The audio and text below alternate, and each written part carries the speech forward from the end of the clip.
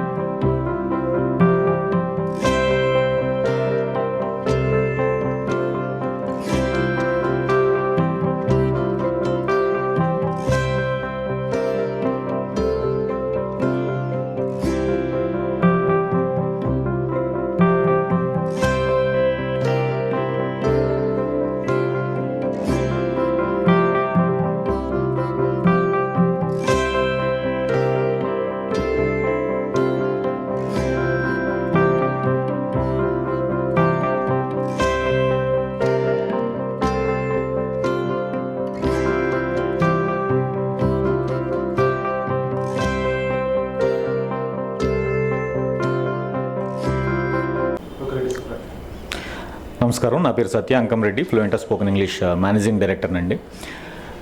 మేము ఈ blood donation campaign ఏంటంటే గత 7 సంవత్సరాల నుంచి కండక్ట్ చేస్తున్నాము. ఎందుకంటే మనందరికీ తెలుసు, అవసరానికి రక్తం దొరకగా ఎంతోమంది ఇబ్బంది పడుతున్నారు.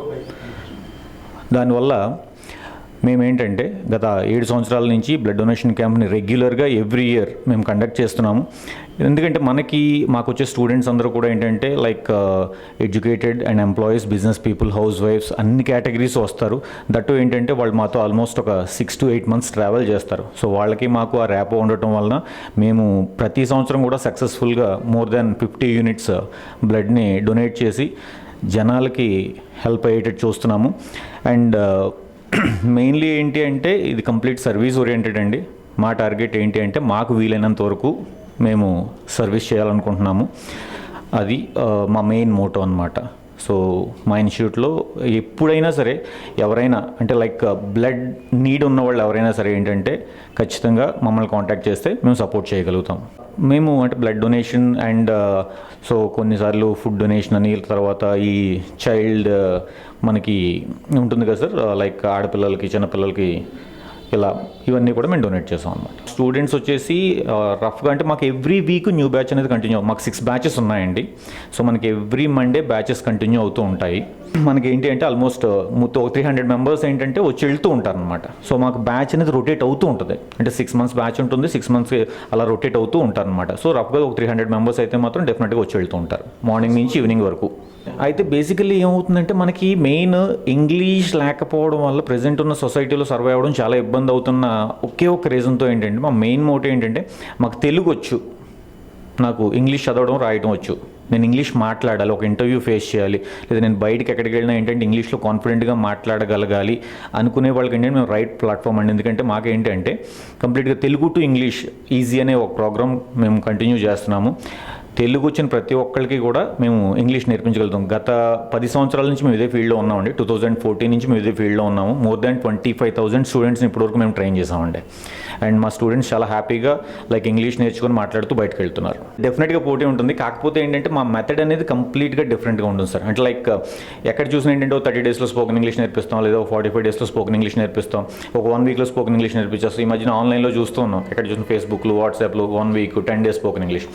ఇన్ని సంవత్సరాల్లో రాని లాంగ్వేజ్ని 10 రోజుల్లో, 4 రోజుల్లో నేర్పించేస్తాం అనేది కొంచెం అది కష్టమైన పని. అందుకే మేమేంటంటే ఒక 6 months టైం ఇవ్వండి, మీకు ఇంగ్లీష్ మాట్లాడించే బాధ్యత మాది అనే ఒక కాన్ఫిడెన్స్ మోటోతో మేము ముందుకెళ్తున్నాం అనమాట. So that is the only reason why we are successful in market.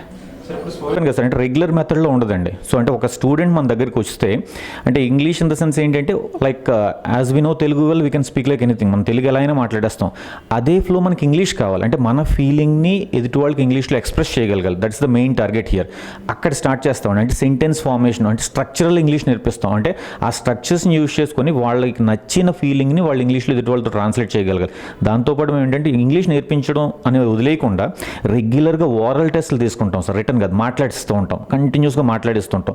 Along with that మేము ఏంటంటే కాన్వర్జేషన్స్ చేపిస్తాము అండ్ పబ్లిక్ ప్రెజెంటేషన్స్ చేపిస్తాము. మేము ఇంటర్వ్యూస్ కూడా ఇక్కడ మాక్ ఇంటర్వ్యూస్ కండక్ట్ చేస్తామండి. అంటే ఒక రియల్ టైమ్ ఎక్స్పీరియన్స్ కోసం ఏంటంటే ఒక ఇంటర్వ్యూకి వెళ్తే వాళ్ళు ఎలాంటి క్వశ్చన్స్ అడుగుతారు, మీరు ఎలా ఆన్సర్ చేయాలి, అండ్ మీ కాన్ఫిడెన్స్ ఎలా ఉండాలి, మీ వాయిస్ ఎలా ఉండాలి, మీ ఐ కాంటాక్ట్ ఎలా ఉండాలి, వీటన్నిటిని ఏంటంటే మేము ముందు ట్రైన్ చేసి వాళ్ళ దగ్గర మళ్ళీ రియల్ టైమ్ ఎక్స్పీరియన్స్ కోసం మాక్ ఇంటర్వ్యూస్ కండక్ట్ చేసి దెన్ అప్పుడు మేము వాళ్ళకి ఏంటంటే మేము బయటకు పంపిస్తాం అనమాట. అంటే ఒక ఇంటర్వ్యూకి వెళ్ళినా కూడా వాళ్ళు కాన్ఫిడెంట్గా ఫేస్ చేసేటట్టు ట్రైన్ చేయడం ఇక్కడ మా మెయిన్ టార్గెట్ అనమాట.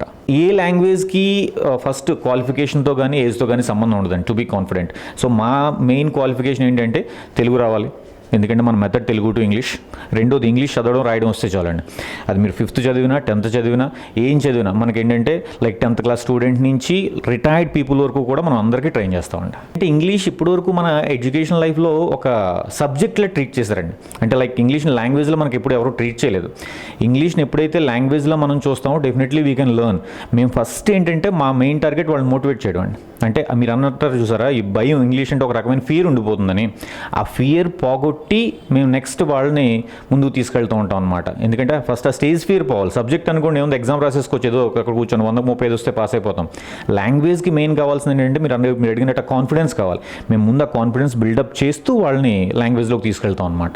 ఫస్ట్ ఏంటంటే మాట్లాడటం వస్తే వాళ్ళు ఎక్కడైనా సర్వైవ్ అయిపోగలుగుతారు సార్. సో మేము అదే చెప్తాం, అంటే రిటర్న్ వచ్చేస్తుందండి. ఎందుకంటే రాసేటప్పుడు మనకు ఆలోచించుకునే టైం దొరుకుతుంది కాబట్టి మనం ఆలోచించుకొని రాసేయచ్చు, తర్వాత కావాలంటే మళ్ళీ క్రాస్ చెక్ చేసుకోవచ్చు. కానీ మన టార్గెట్ మాట్లాడదు, ఎందుకంటే మాట్లాడేటప్పుడు మనకు టైం ఉండదండి. ఎదుటి వాళ్ళు అడిగిన దానికి వెంటనే రెస్పాండ్ అవ్వాలి.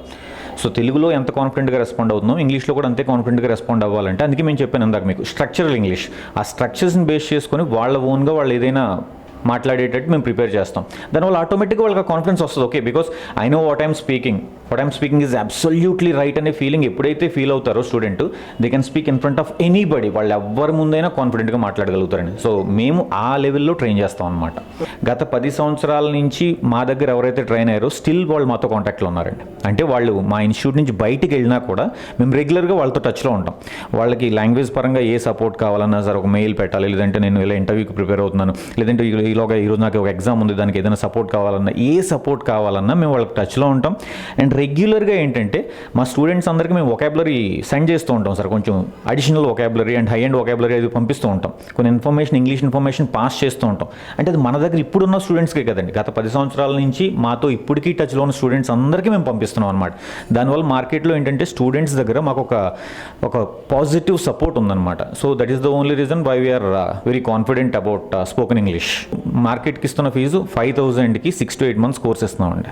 మా టార్గెట్ ఏంటి అంటే రెవెన్యూ జనరేట్ చేయడం ఒకటే టార్గెట్ కదండి. అఫ్కోర్స్ మేము ఇన్స్టిట్యూట్ రన్ చేయాలంటే మనీ కావాలి, బట్ మనీతో పాటు ఏంటంటే మేము వచ్చింది కూడా ఏంటంటే ఒక బిలో మిడిల్ క్లాస్ ఫ్యామిలీ నుంచి. ఇప్పుడు నేను కానివ్వండి, మా పార్ట్నర్స్ కానివ్వండి, so we know the pain. Like ఏంటి అంటే ఆ ఇబ్బందులు ఎలా ఉంటాయి మాకు కూడా తెలుసు. అందుకే ఏంటంటే ఒక మినిమం వాల్యూమ్ ఆఫ్ అమౌంట్తో హైయెస్ట్ ఎడ్యుకేషన్ మేము ప్రొవైడ్ చేయాలని ఇంటెన్షన్తో తక్కువ దీంతో మేము ప్రొవైడ్ చేస్తున్నాం. అలాగే మీరు అడిగినట్టు కొంచెం ఎవరైనా మేము డీటెయిల్స్ తీసుకుంటాం కౌన్సిలింగ్లో, మీ పరిస్థితి ఏంటి, వాళ్ళు ఏం చేస్తూ ఉంటారు అన్నీ కనుక్కుంటాం. కాబట్టి in case they are poor, మేము ఏంటంటే వాళ్ళకి ఇంకా ఫీజులో కూడా కన్సెషన్స్ ఇచ్చి మేము ముందుకు వెళ్తున్నామండి. సోషల్ మీడియాతో ఒక రకమైన ఇన్ఫ్లుయెన్స్ అయిపోయి ఉన్నారండి జనాలు అందరూ కూడా. ఏంటంటే లైక్ మనకి స్క్రోలింగ్ అలవాటు అయిపోయింది, దేని మీద ఎక్కువసేపు ఏంటంటే కాన్సన్ట్రేట్ చేయలేకపోతున్నారండి. బట్ అంటే if we want to learn any other language apart from our mother tongue, మన మదర్ టంగ్ కాకుండా నాట్ ఓన్లీ ఇంగ్లీష్ అనే కాదు, వేరే ఏ లాంగ్వేజ్ నేర్చుకోవాలన్నా కూడా కొంచెం టైము, పేషెన్స్ రెండు పెట్టాలండి. దట్టు ఈ రోజుల్లో without English one cannot survive. English లేకుండా సర్వైవ్ అవ్వడం చాలా కష్టం. కాబట్టి అంటే అది స్ట్రీమ్తో సంబంధం లేదు, ఏజ్తో సంబంధం లేదు, అన్ని కేటగిరీస్కి అవసరం. కాబట్టి ఎక్కడ నేర్చుకున్నా ప్రాబ్లం లేదు, ఎలా నేర్చుకున్నా ప్రాబ్లం లేదు. బట్ దానికి ఏంటంటే ఖచ్చితంగా ఒక టైం ఇవ్వాలి, కొంచెం పేషెంట్గా ఉంటే కనుక లాంగ్వేజ్ ఎవరైనా ఇంప్రూవ్ చేసుకోవచ్చు అండి. దానికి మీకు ఇందాక చెప్పినట్టు క్వాలిఫికేషన్తో సంబంధం లేదు, ఏజ్తో సంబంధం లేదు, మీడియంతో కూడా సంబంధం లేదు. Anybody can learn English. అదైతే నేను గ్యారంటీగా ఇస్తాను. బట్ కొంచెం టైం కావాలి, కొంచెం ఎఫర్ట్స్ పెట్టాలి సార్. 1 week 10 daysలో మాత్రం వెళ్ళొద్దు, 4 నెల రోజులు అయిపోద్దని మాత్రం అనుకోవద్దు. యాక్చువల్గా ఏంటంటే మేము అయితే ఫస్ట్ ప్రిఫరెన్స్ అంటే నార్మల్గా మా దగ్గరకు వచ్చిన స్టూడెంట్ ఇంగ్లీష్ నేర్చుకోవాలంటే జనరల్గా ఎవరైనా అడ్మిషన్ వస్తే చాలనుకుంటారండి. కానీ మేము ఎవరైనా ఏంటంటే ఫస్ట్ మేము ఇచ్చే ప్రిఫరెన్స్ ఏంటంటే ఆఫ్లైన్ అండి ఫస్ట్. ఎందుకంటే ఏ ఒక లాంగ్వేజ్ అనేది ఏంటంటే కమ్యూనికేటివ్గా ఉండాలండి. కాబట్టి ఏంటంటే 2-way ఇది. కాబట్టి మేము ఫస్ట్ ప్రిఫరెన్స్ ఏంటంటే ఆఫ్లైన్కి ఇస్తామండి.